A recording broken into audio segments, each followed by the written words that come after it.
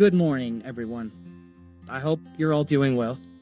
Today, we're going to learn something you use every day, but may not think about: how the web works. Think about how many times you use the internet in a single day.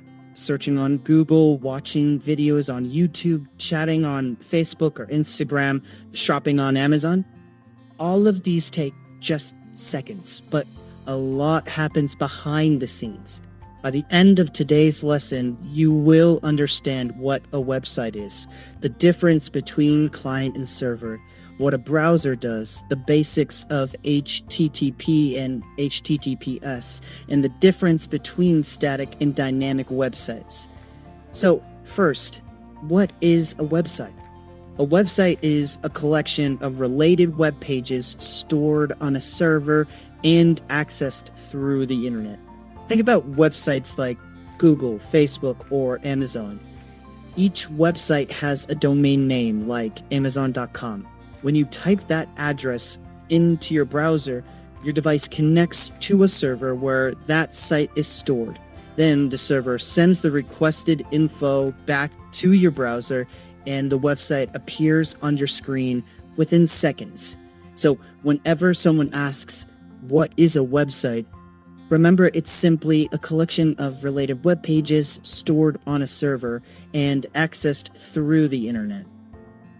Now, let's talk about the client-server model.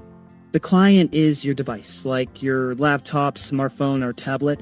It sends requests. The server is a powerful computer that stores websites and responds to those requests.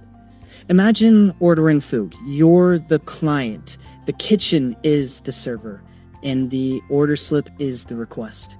Next, what is a browser? A browser is the software that lets you access websites like Chrome, Firefox, Microsoft Edge, or Safari. The browser sends requests to servers, receives responses, interprets HTML, CSS, and JavaScript, then displays the page visually. In a way, the browser is like a translator, turning code into something you can see and interact with. Now, how do browsers and servers talk? They use a protocol called HTTP, Hypertext Transfer Protocol. But HTTP is not encrypted. For safety, we use HTTPS, where the S means secure. HTTPS encrypts data, protecting sensitive information like passwords and payment details. Always look for that padlock icon and HTTPS:// when you log in or pay online.